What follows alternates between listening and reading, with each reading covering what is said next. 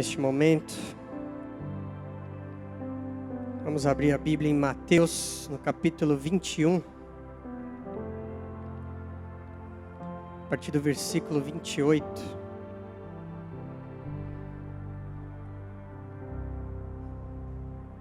Quero que vocês abram dois trechos, esse e também Ezequiel no capítulo 18. Mas vamos ler primeiro Mateus 21 e 28. Quem está pronto? Diz amém. Vamos lá. O que acham? Havia um homem que tinha 2 filhos. Isso é Jesus contando uma parábola. Chegando ao primeiro, disse: Filho, vá trabalhar hoje na vinha. E este respondeu: Não quero. Mas depois mudou de ideia e foi. O pai chegou ao outro filho e disse a mesma coisa. Ele respondeu: Sim, Senhor. Mas não foi. Qual dos 2 fez a vontade do pai? O primeiro, responderam eles, os fariseus, os judeus que estavam conversando com Jesus. E Jesus lhes disse: Digo-lhes a verdade, os publicanos e as prostitutas que estão entrando antes de vocês no reino de Deus, porque João veio para lhes mostrar o caminho da justiça, e vocês não creram nele, mas os publicanos e as prostitutas creram. E mesmo depois de verem isso, vocês não se arrependeram, nem creram nele. Agora vamos para Ezequiel, no capítulo 18, a partir do versículo 21. Ezequiel 18, 21. Mas se um ímpio se desviar de todos os pecados que cometeu, e obedecer a todos os meus decretos, e fizer o que é justo e direito, com certeza viverá, não morrerá. Não se terá lembrança de nenhuma das ofensas que cometeu. Devido às coisas justas que tiver feito, ele viverá. Teria eu algum prazer na morte do ímpio? Palavra do soberano, o Senhor. Ao contrário, acaso não me agrada vê-lo desviar-se dos seus caminhos e viver? Se porém um justo se desviar de sua justiça e cometer pecado e as mesmas práticas detestáveis dos ímpios, deverá ele viver? Nenhum de seus atos justos será lembrado por causa da infidelidade de que é culpado, e por causa dos pecados que cometeu, ele morrerá. Versículo 30. Portanto, ó nação de Israel, eu os julgarei a cada um de acordo com os seus caminhos. Palavra do soberano, o Senhor. Arrependam-se, desviem-se de todos os seus males, para que o pecado não cause a queda de vocês. Livrem-se de todos os males que vocês cometeram, e busquem um coração novo e um espírito novo. Por que deveriam morrer, ó nação de Israel? Pois não me agrada a morte de ninguém. Palavra do soberano, o Senhor. Arrependam-se e vivam. Aleluia. Feche os seus olhos e abaixe a sua cabeça.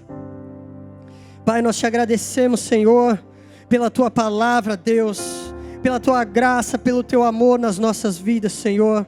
Pai, nós te agradecemos pela leitura da tua palavra neste momento. Ó Pai, nós sabemos que o Senhor tem coisas para revelar a nós do teu trono celestial, Pai. E nós declaramos agora que estaremos, ó Pai, com os ouvidos abertos, atentos à tua voz, Senhor. Em nome de Jesus, Pai, tira todo impedimento, tira toda distração, tira toda sonolência, Pai, das nossas vidas. Ó Deus maravilhoso, que caia por terra toda seta maligna, Pai, todo impedimento que o inimigo tenta levantar, Senhor, para nos distrair, ó Deus. Em nome de Jesus, Senhor, eu te peço, Deus, a tua misericórdia, a tua graça na minha vida, Pai. Que eu seja, Deus, um canal, Senhor, apenas uma boca que fala aquilo que o Senhor quer falar, Pai. Ó Deus maravilhoso, que não seja eu, mas o Senhor falando com o teu povo, Pai. Em nome de Jesus, Senhor, nós te pedimos e te agradecemos por tudo isso. Amém. Aleluia. Aplauda bem forte ao Senhor. Glória a Deus.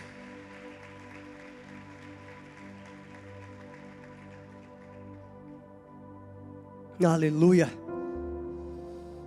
Deus me colocou esses dois textos para falar a respeito do nosso caminhar com Ele, da maneira como Ele quer que a gente caminhe com Ele. A gente vê dois exemplos semelhantes, um no Novo Testamento, o próprio Senhor Jesus falando, e o outro no Velho Testamento, Deus falando através do profeta Ezequiel. E a primeira coisa que a gente vê, aqui já mais perto do texto de Ezequiel que a gente leu, é que Deus, Ele vê o nosso relacionamento com Ele como uma noiva realmente.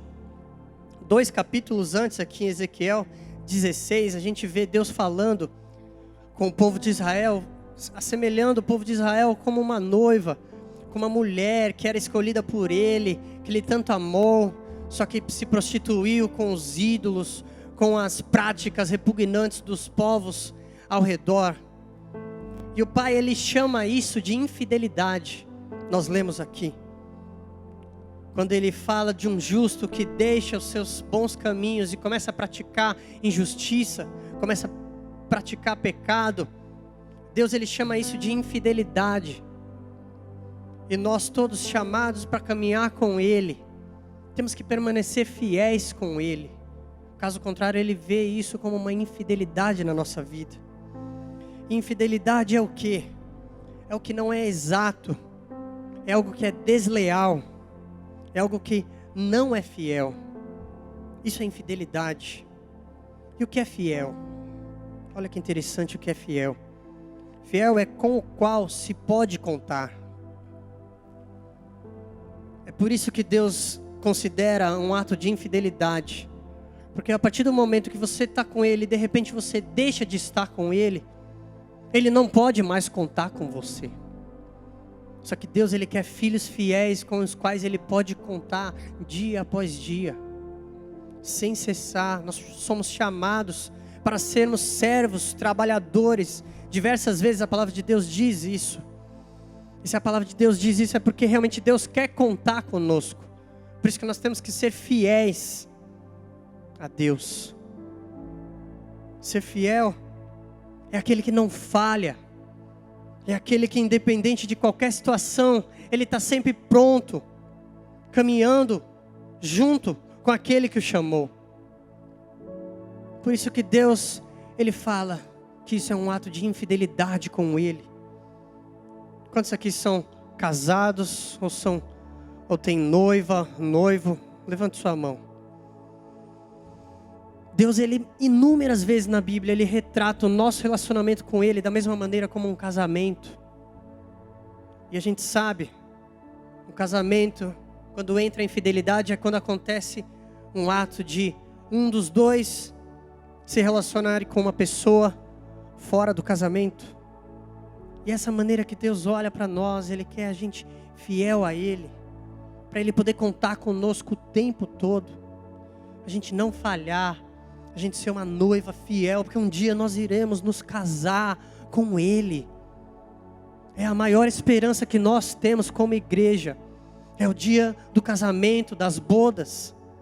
E nós, enquanto estamos como noiva, nós temos que ser fiéis ao noivo, porque Ele é fiel a nós. Ele foi fiel quando Ele deu a sua vida por nós, e Ele espera de nós, no mínimo, a nossa fidelidade para com Ele.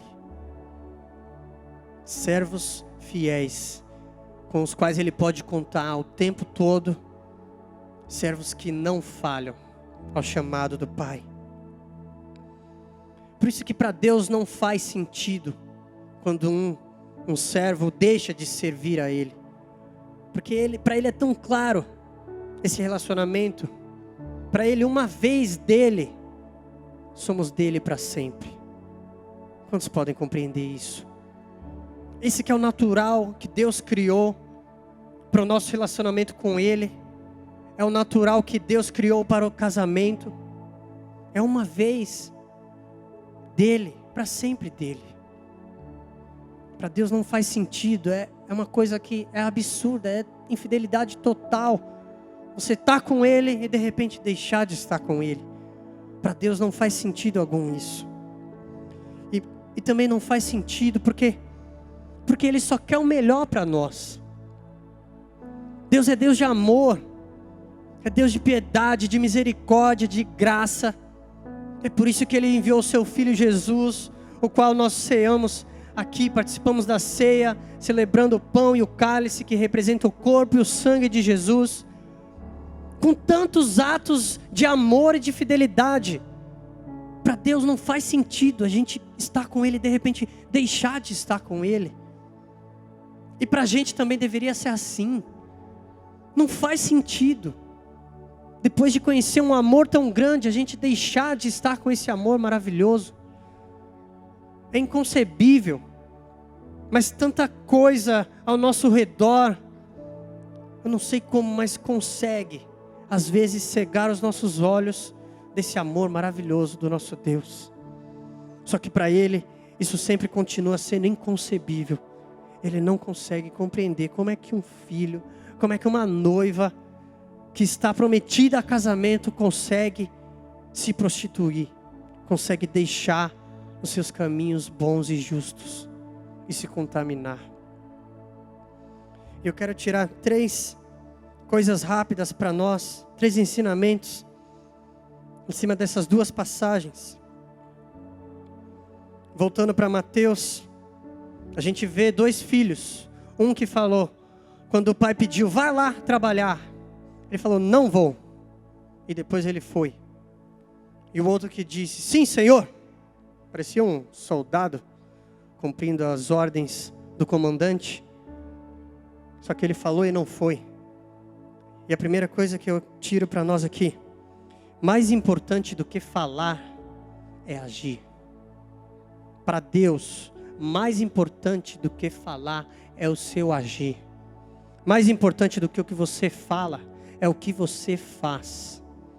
E é aí que Deus vê a sua fidelidade. É aí que Deus vê o seu comprometimento com Ele. Não é a partir daquilo que você fala, mas a partir de como você se comporta na sua vida. E trazendo para qualquer situação das nossas vidas, é muito claro isso. A gente às vezes fica tempo prometendo alguma coisa, planejando alguma coisa, e você fala, e agir mesmo que é bom, a gente não age. Tenho certeza que o Espírito Santo está falando com gente aqui.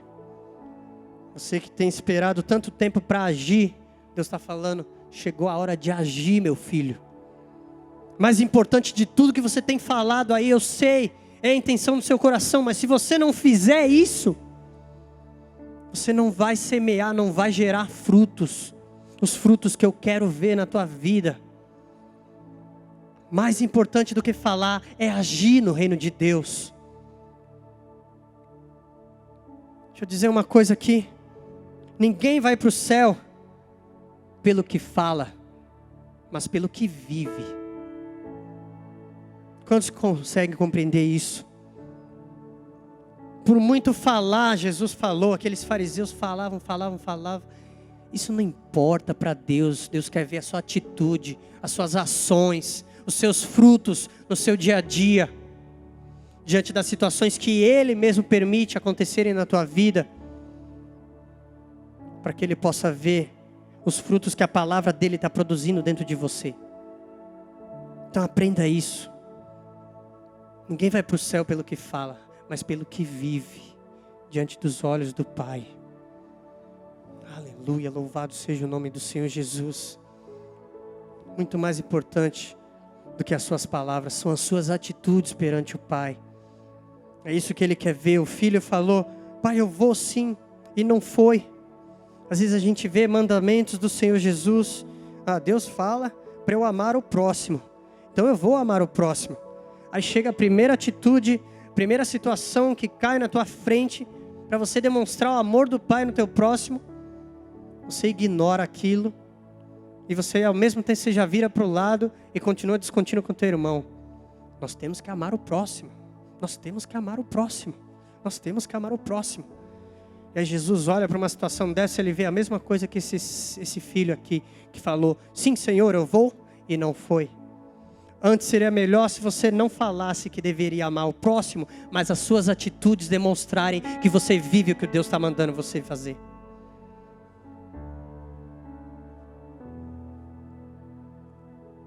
Falar bonito é fácil, o difícil é viver o que a gente fala.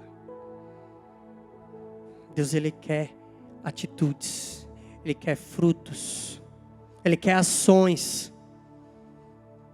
Chega de discussão, chega de falar, chega de promessas.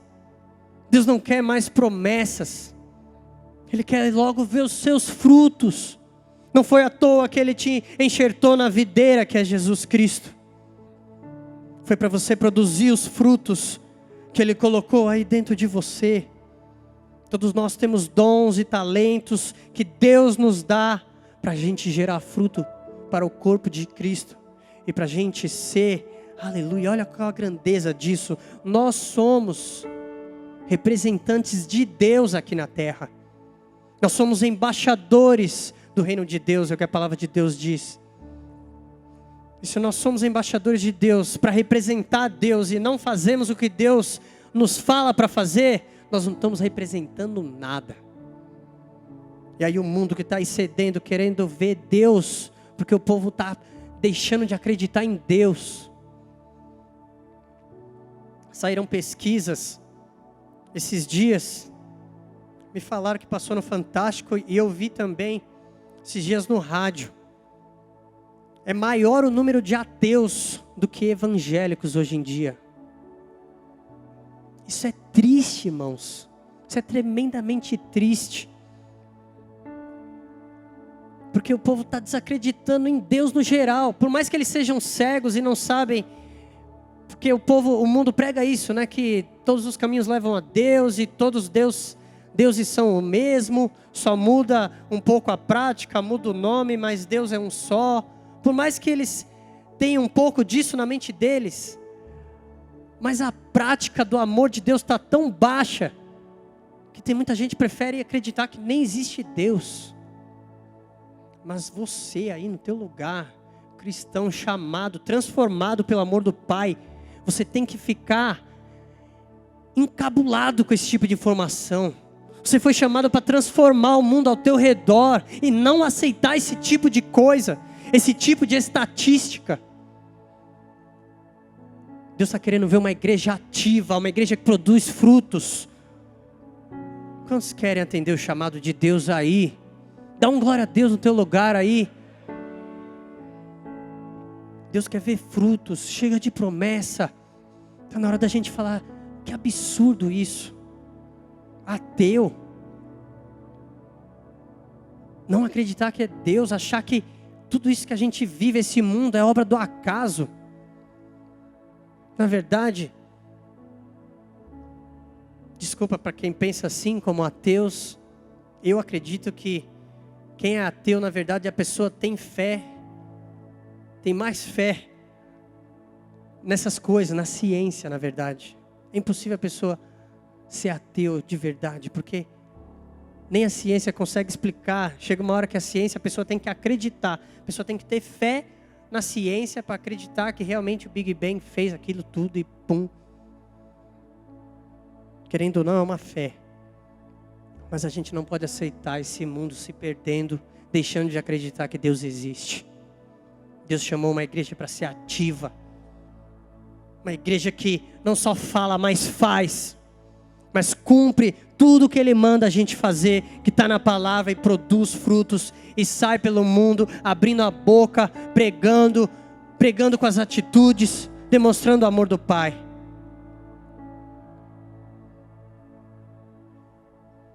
Em segundo lugar, mais importante do que começar bem, é terminar bem. Em Ezequiel a gente lê que o justo, que praticou ali durante a sua vida toda muita justiça, muita coisa boa, e ele de repente para de fazer aquilo, como Deus fala que é uma infidelidade, todas as obras de justiça dele não serão lembradas. Isso é muito sério. Porque para Deus é isso, é infidelidade. Você semeou, você foi lá, serviu a Deus. Cuidado quem é crente de muito tempo. Deus, ele não funciona como uma escola, que a gente vai para a escola, começa o ano, você tira 0 na primeira prova, a média da sua escola é 5, aí na outra prova você tira 0 de novo, aí você acorda, meu Deus do céu, preciso fazer alguma coisa. Aí você vai, estuda, tira 10 e tira 10, aí você passou pela média. Na verdade, quem tem atitude assim é melhor do que quem tem a atitude contrária, né? No reino de Deus, se você começa o ano, tira 10 na primeira prova, tira 10 na segunda, aí você fala, agora eu posso tirar 0 nas 2 outras, que eu ainda vou ter 5. Você vai quebrar a cara. Deus não te chamou para servir por um tempo, não. Te chamou para servir até o fim. Mais importante do começar bem é terminar bem com o Senhor Jesus. E uma das coisas que melhor ilustra isso para nós é o que Jesus mesmo fala em Mateus 23:37. Jerusalém, Jerusalém, você que mata os profetas e apedreja os que lhes são enviados. Quantas vezes eu quis reunir os seus filhos, como a galinha reúne os seus pintinhos debaixo das suas asas, mas vocês não quiseram. Por que isso? Porque para Deus é assim, uma vez que a gente entra debaixo das asas dele e fica protegido, não faz sentido você sair. Um pintinho, ele não sabe a hora que vai vir um gavião atacar para querer comê-lo. E se na hora que vier o gavião, o pintinho não estiver debaixo das asas da galinha, ele está totalmente vulnerável ao inimigo. Quantos estão compreendendo a palavra de Deus? A gente foi chamado para ficar o tempo todo debaixo das asas do Mestre, e não faz sentido a gente deixar esse caminho, porque debaixo das asas a gente tem proteção. A galinha, ela protege os seus pintinhos dos inimigos. A galinha, ela promete o alimento dos seus pintinhos para aqueles que estão ali com ela o tempo todo. Assim é Deus, Ele nos promete a sua provisão nas nossas vidas, para quem fica com Ele o tempo todo, debaixo das suas asas.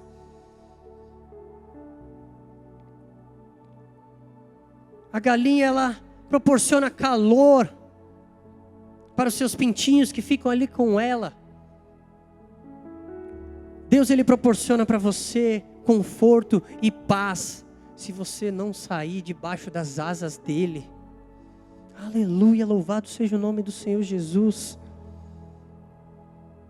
É assim que funciona o reino de Deus. Nós fomos chamados para terminar bem a nossa caminhada. É por isso que a palavra de Deus compara nosso caminhar com Jesus com uma maratona, porque é do começo ao fim, é até o fim da nossa vida. A gente tem que estar bem com Deus, tem que estar bem produzindo frutos, alcançando os perdidos. Não é como uma corrida de 100 metros que a gente corre e pronto, chegou e o prêmio já é nosso. Nosso caminhar com Deus é a longo prazo. A gente não sabe quando vai vir o gavião. A gente ainda tem chance quando a gente sai debaixo das asas. Se você ainda tiver, a sorte do gavião não vir enquanto você está longe, mas você tiver tempo de voltar para debaixo das asas, Deus, Ele tem a misericórdia, Ele tem a graça, assim como foi o filho pródigo.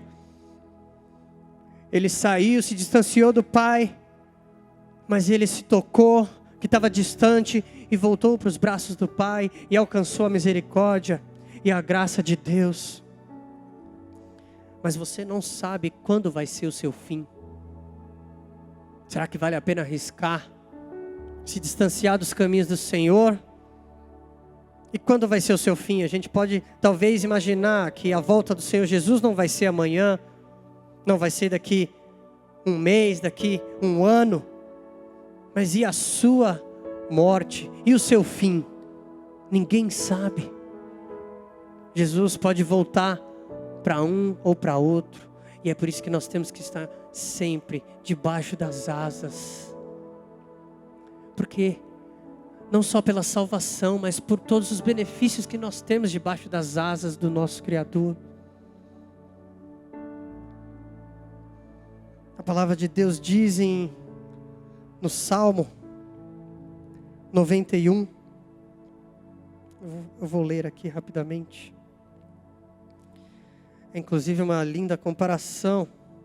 Ele até cita as asas nesse momento, do Salmo 91. Assim é a nossa vida.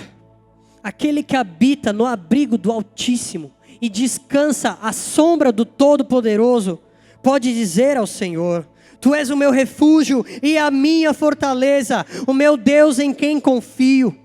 Ele o livrará do laço do caçador e do veneno mortal. Ele o cobrirá com as suas penas, e sob as suas asas você encontrará refúgio. A fidelidade dele será o seu escudo protetor. Você não temerá o pavor da noite, nem a flecha que voa de dia, nem a peste que se move sorrateira nas trevas, nem a praga que devasta ao meio-dia. 1000 poderão cair ao seu lado e 10.000 à sua direita, mas nada o atingirá. Você simplesmente olhará e verá o castigo dos ímpios. Se você fizer do Altíssimo o seu abrigo, do Senhor o seu refúgio, nenhum mal o atingirá, desgraça alguma chegará à sua tenda. Porque a seus anjos ele dará ordens a seu respeito, para que o protejam em todos os seus caminhos. Com as mãos eles os segurarão, para que você não tropece em alguma pedra. Você pisará o leão e a cobra, pisoteará o leão forte e a serpente, porque ele me ama, eu o resgatarei, eu o protegerei, pois conhece o meu nome. Aleluia! Aqui já é Deus falando. Ele clamará a mim e eu lhe darei resposta, e na adversidade estarei com ele, vou livrá-lo e cobri-lo de honra, vida longa eu lhe darei e lhe mostrarei a minha salvação. Louvado seja o nome do Senhor. Aleluia. Oh, glória a Ti, Senhor. Depois disso tudo, será que vale a pena sair debaixo das asas? Por que a gente às vezes deixa o mundo vir? Mas não, a gente aqui não deixa, né? Glória a Deus. Vocês aqui não deixam o mundo vir distrair você de estar debaixo das asas dEle. Glória a Deus. Debaixo das asas dele nós temos também a direção. A galinha ela está sempre, aleluia, caminhando, guiando os seus pintinhos. E assim é o Senhor conosco. Terceiro lugar, mais importante que servir por muito tempo, é servir até o fim. É semelhante ao outro que eu falei, mas é diferente porque eu quero que vocês entendam que a gente foi chamado para ir até o fim. Até o fim. Em Hebreus 2:3 diz: como escaparemos nós se negligenciarmos tão grande salvação? A gente não foi chamado para negligenciar isso. Esse chamado, esse amor, tudo isso que Ele nos proporciona, a salvação de Jesus. Mais importante que o nosso começo, que o nosso meio, é o nosso fim com o Senhor Jesus. Aleluia. Em Hebreus 12:15 diz: cuidem que ninguém se exclua da graça de Deus, porque pela graça sois salvos mediante a fé. Nós somos salvos pela graça, mas a palavra de Deus também diz que nós temos que nos cuidar para não nos excluirmos da graça de Deus. Quantos podem compreender? Deus, Ele nos chamou para ir com Ele até o fim, para caminhar com Ele até o fim. Se a gente começou com Ele, nós somos dEle, uma vez dEle, sempre dEle, para gerar frutos. Oh, louvado seja o nome do Senhor Jesus. E que a gente possa compreender o amor infinito do Pai. Porque muitas vezes, depois você lê em casa o capítulo 18 de Ezequiel, ele está dizendo a respeito dessa justiça de Deus, que às vezes para nós, a gente acha injusto, porque a gente aqui não, mas às vezes nós somos levados a pensar dessa maneira, que poxa, já fiz tanta coisa boa, não é possível que no final da minha vida eu vou perder minha salvação. Com Deus é assim, Ele quer que você vá com Ele até o fim.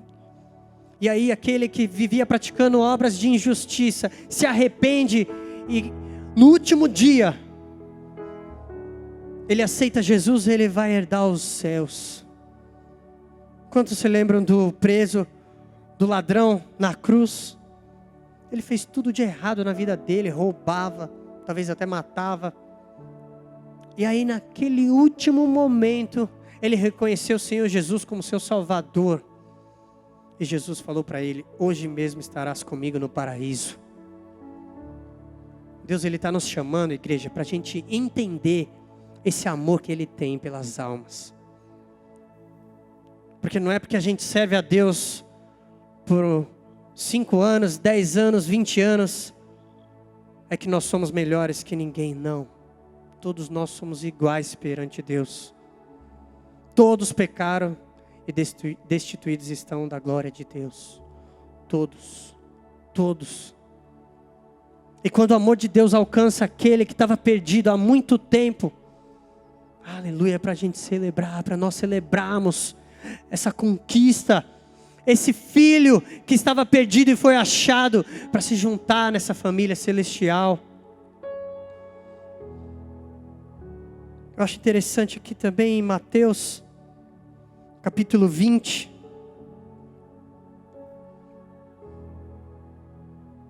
É uma parábola que Jesus conta a respeito dos trabalhadores na vinha.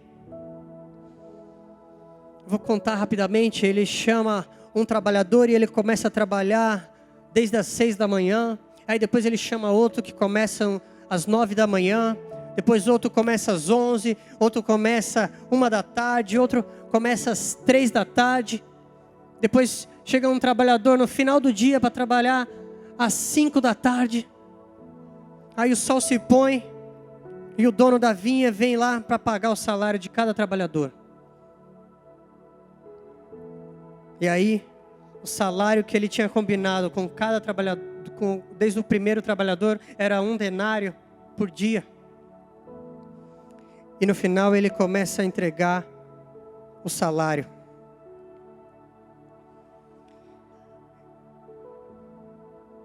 Vieram os trabalhadores contratados por volta das 5 horas da tarde, e cada um recebeu 1 denário.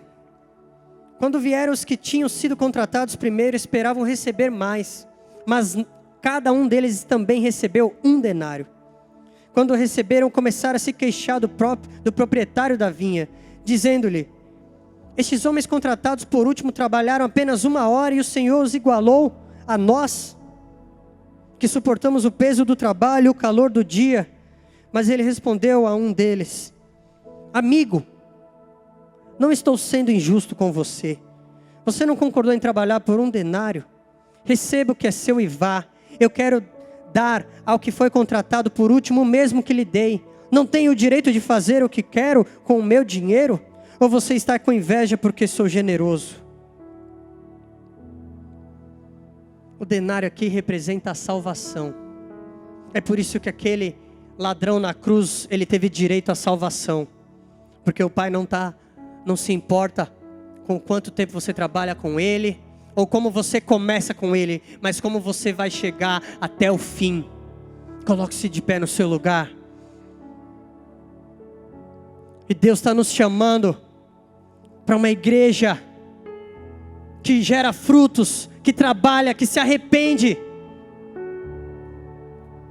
Deus, Ele está nos chamando não para só nos arrepender dos nossos pecados, das nossas transgressões, mas se arrepender de todas as vezes que nós podíamos ter falado do amor do Pai e ficamos quietos.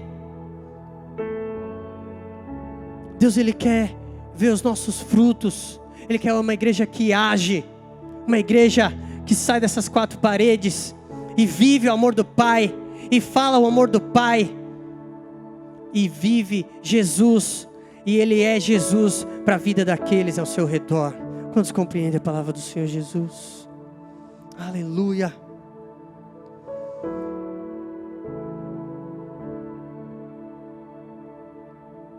A gente tem que entender que Deus, como Ele disse aqui em Ezequiel, Ele não se agrada da morte de ninguém.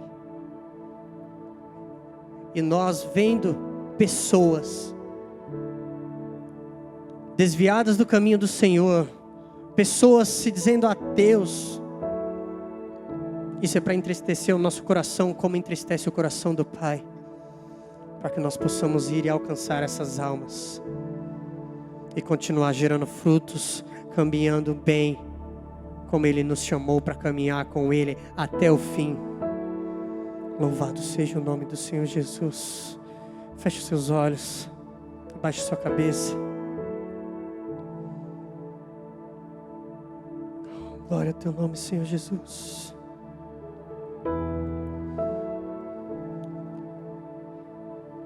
Aleluia. Deus, nós te louvamos, Senhor, te agradecemos pela tua graça, pelo teu amor, Pai.